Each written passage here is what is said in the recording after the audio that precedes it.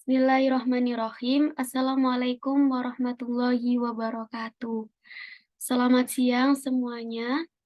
Yang terhormat kepada Ibu Dr. Risa Rahmawati selaku dosen pengampu mata kuliah kinetika dan kesetimbangan, dan tak lupa pula teman-teman yang saya banggakan. Oke, alhamdulillah ya teman-teman, pada siang hari ini kami dari kelompok 6 yang beranggotakan saya sendiri, Arzeti Eka Septiani, dengan NIM 1212080018, dan di sini ada R. Olga Septiani, NIM 1212080096, ada Valen Dwike Sabila, NIM 121208000128,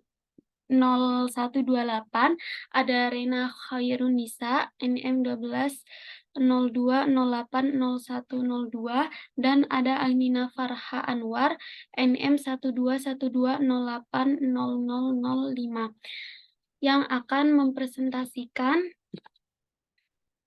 tentang pengukuran EMF. Nah, untuk tabel of content-nya sendiri ada penentuan delta G0 dan K0, kemudian ada penentuan delta S, delta H, dan delta C, ada penentuan koefisien aktivitas, penentuan pH, dan titrasi potensiometri.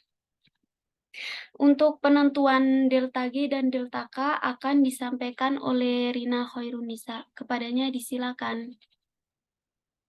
Baik, terima kasih kepada moderator.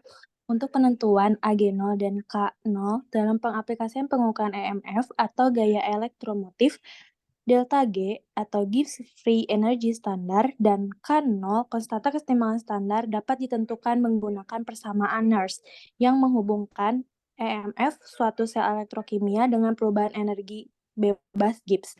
Persamaan Nernst untuk EMF atau E suatu sel elektrokimia adalah sebagai berikut ya. Yang pertama itu E sama dengan E0 dikurangi RT per NF learn key, di mana E0 adalah potensial sel standar, R adalah konstanta gas, T adalah suhu dalam Kelvin, N adalah jumlah elektron yang dipindahkan dalam reaksi redoks, F adalah konstanta Faraday, dan Q adalah ekspresi konsentrasi reaktan dan produk dalam reaksi redoks. Berdasarkan persamaan tersebut, hubungan antara EMF atau E dengan perubahan energi bebas Gibbs atau delta G0 dapat diturunkan menggunakan persamaan yang kedua ya. Delta G0 sama dengan min NFE. Persamaan ini tuh menggambarkan hubungan antara EMF dan perubahan energi bebas Gibbs standar suatu reaksi redoks pada kondisi standar. Selanjutnya, untuk menentukan K0, kita menggunakan hubungan antara perubahan energi bebas Gibbs standar dan K. Yang persamaan ketiga, yaitu delta G0 sama dengan min RT learn K0. Dengan menghubungkan persamaan ini, dengan persamaan sebelumnya, kita dapat menghubungkan antara IMF atau E dan K0 itu menjadi persamaan yang keempat, yaitu E sama dengan RT dibagi NF dikali learn K0. Jadi, dalam aplikasi pengukuran EMF, K0 dapat ditentukan dengan menggunakan EMF yang diukur dan menghubungkannya dengan suhu dan konstanta lainnya menggunakan persamaan Nernst. Penting untuk dicatat bahwa dalam pengukuran EMF, nilai-nilai K0 dan delta G0 yang digunakan adalah nilai-nilai pada suhu serta tekanan standar. Jika suhu atau tekanan tidak berada pada kondisi standar, perlu dilakukan koreksi menggunakan persamaan termokimia yang relevan atau menggunakan konstanta termokimia yang sesuai. Mungkin cukup sekian yang dapat disampaikan. Materi selanjutnya dikembalikan lagi kepada moderator.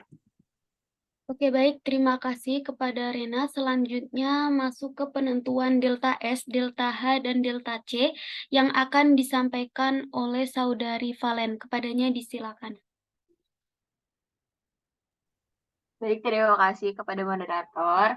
Di sini saya akan menjelaskan mengenai menjelaskan beberapa aspek dari termodinamika pada elektrokimia. Nah, di sini ada hubungan di antara sel potensial dan delta G, delta S, juga delta H. Nah, nanti tadi delta G-nya udah dijelasin sebelumnya oleh saudari Rena. Nah, di sini bisa dilihat rumusnya delta G sama dengan min NF ESL. Nah, boleh next. Nah, selanjutnya pada penentuan delta S ini ada rumus delta G sama dengan Pi delta P dikurangi S delta T. Nah, pada tekanan yang konstan, delta P itu sama dengan 0. Jadi, rumusnya del G pada tekanan konstan sama dengan min S dot T. Nah, diturunkan lagi min S dot T sama dengan del G tekanan konstan. Nah, S sama dengan min del G per del T. Nah, diturunkan lagi jadi delta S sama dengan min delta G per delta T. Nah, tadi rumus dari delta G bisa dimasukkan dan terlihat rumus akhir sama dengan delta S sama dengan NF do SL per do T. Selanjutnya,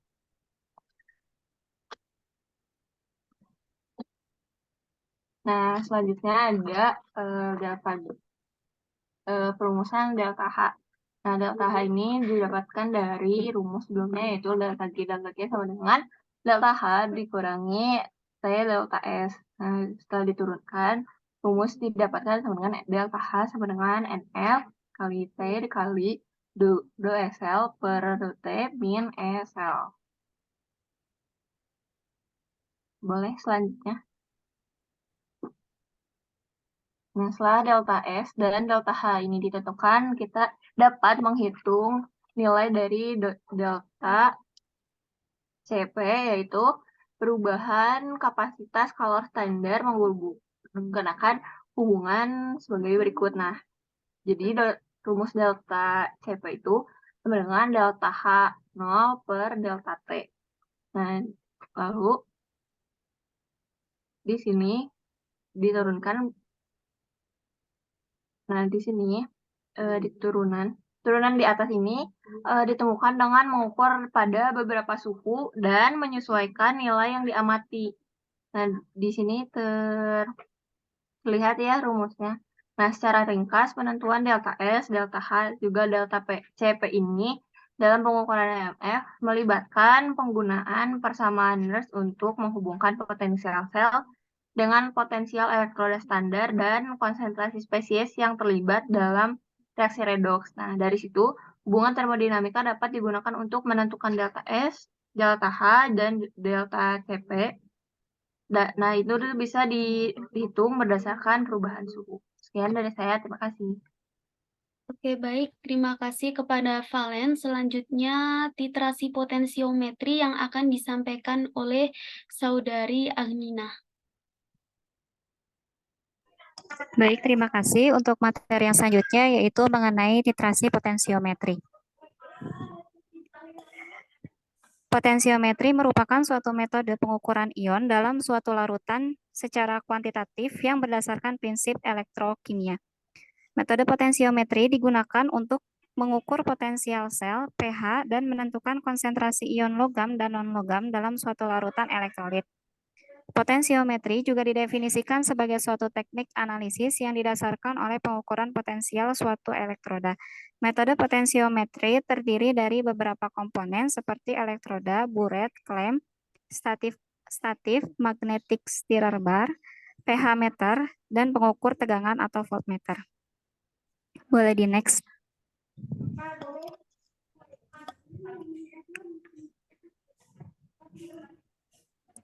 Potensiometri bekerja berdasarkan hukum Nernst sebagai berikut. S sama dengan E0 atau potensial reduksi standar dikurangi R sebagai konstanta dikali T atau temperatur dibagi N jumlah elektroda dikali F konstanta Faraday dikali in C. Boleh di next.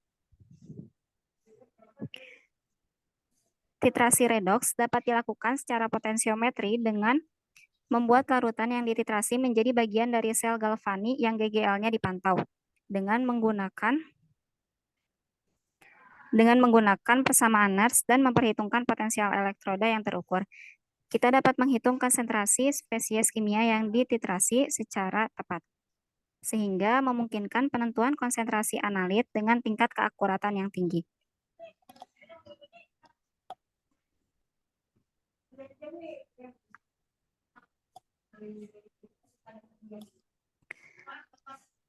Dapat dilihat grafik di samping. Berdasarkan grafik di samping, pH titrasi asam basa berubah dengan cepat ketika titik netralisasi tercapai. Kemiringan plot pH versus volume reagen yang ditambahkan adalah maksimum pada titik akhir. Cukup sekian materi yang saya sampaikan. Saya kembalikan kepada moderator. Ya, baik, terima kasih kepada Agnina. Selanjutnya yaitu penentuan koefisien aktivitas yang akan dijelaskan oleh saya sendiri. Nah, dalam penentuan koefisien aktivitas ini, EMF cell itu bergantung pada aktivitas ion dalam suatu larutan. Sehingga kita bisa mengambil contoh misalnya yaitu suatu sel dengan HCl sebagai elektrolitnya.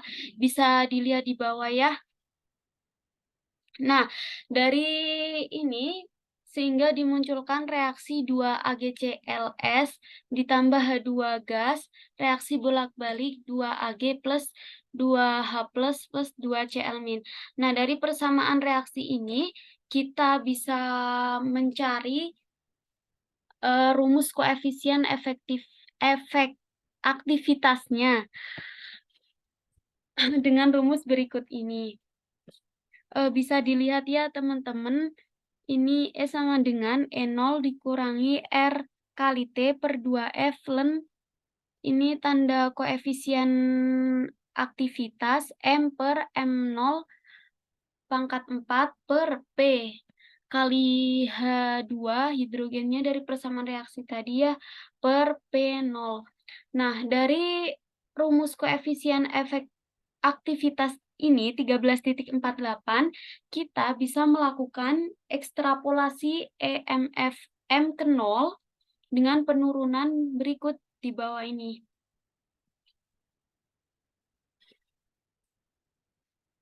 Semisal ada contoh dari grafik berikut ini ya. Ini kan hasil untuk HCl pada 25 derajat Celcius bisa diketahui misalkan 0,01 mol per kilogram, berarti dia tuh hasilnya 0,905.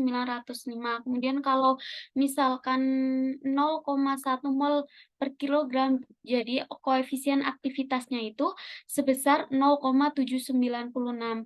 Dan jika 1 mol per kilogram, maka koefisien aktivitasnya itu hasilnya sebesar 0,809. Nah, hasil dari 0,905, 0,809, 0,796 ini bisa dihitung melalui rumus 13.48 tadi, yaitu E sama dengan E0 min RT per 2F ln tanda gamma koefisien aktivitas M per M0 pangkat 4 per P H2 per P0. Nah, selanjutnya untuk penentuan pH akan dijelaskan oleh Saudari Runi. Kepadanya disilakan. Baik, terima kasih kepada moderator. Di sini saya akan menjelaskan penentuan pH di mana simbol PB berarti min log 10B di mana B adalah kuantitas fisik. Sedangkan PB sama dengan min log 10B. Misalnya bisa dilihat di gambar ini PC H min sama dengan min log 10 CH plus per channel. PA dalam kurung H plus sama dengan min log 10A C H plus. PM H plus sama dengan min log 10 M H plus per M0.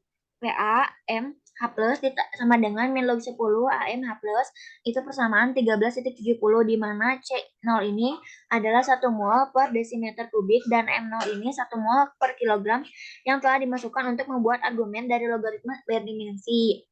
Boleh di next.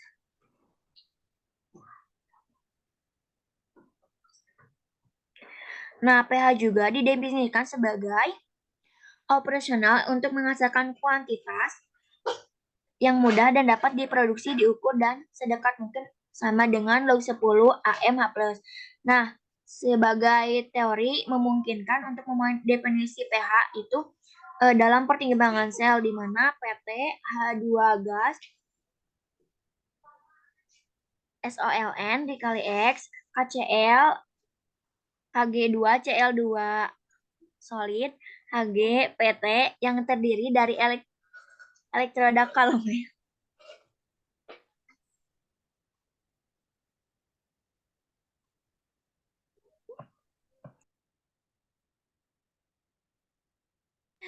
yang terdiri dari elektroda kalomel jenuh.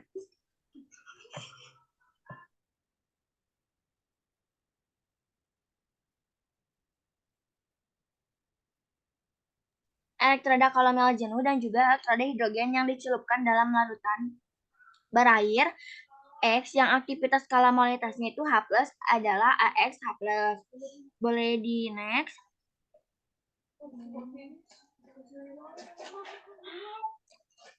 Nah, untuk reaksi sel dan EMF-nya itu yaitu ada 1/2 H2 gas ditambah 1/2 Hg2Cl2 solid bereaksi kesetimbangan Hg liter ditambah H plus aquos dikali X plus Cl min aquos. Dan ada juga EX sama dengan EJX ditambah E0 dikurangi RTF min 1 dalam kurung in AX H min ditambah in A Cl min dikurangi 1/2 in F H2 per P0.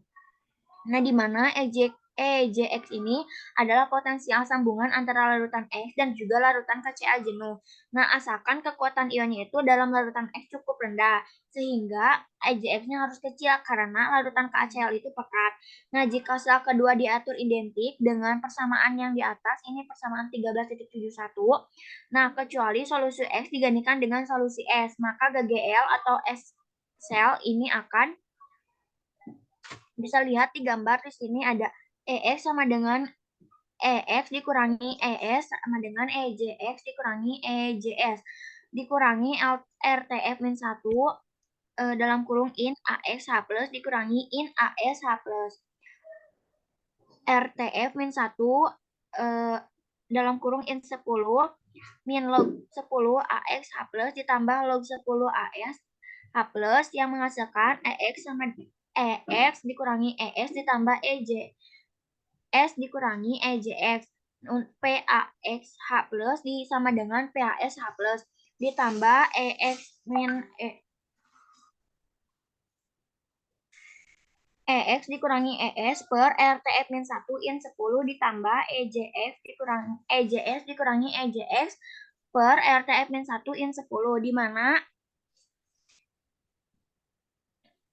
S H plus ini adalah aktivitas dari H plus dalam solusi S.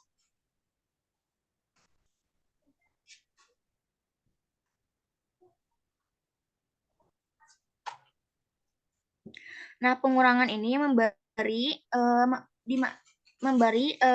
dengan menggunakan PHX H plus sama dengan min log 10 AX H plus dan juga in X sama dengan in 10 log X log 10X. Nah, jika solusi X dan S cukup mirip, potensial persimpangan EJX dan EJS-nya akan dikira-kirakan akan sama dan suku terakhir di persamaan 13.72 ini dapat diabaikan. Nah, dengan suku terakhir dihilangkan, maka pH larutan X didefinisikan sebagai, boleh di next.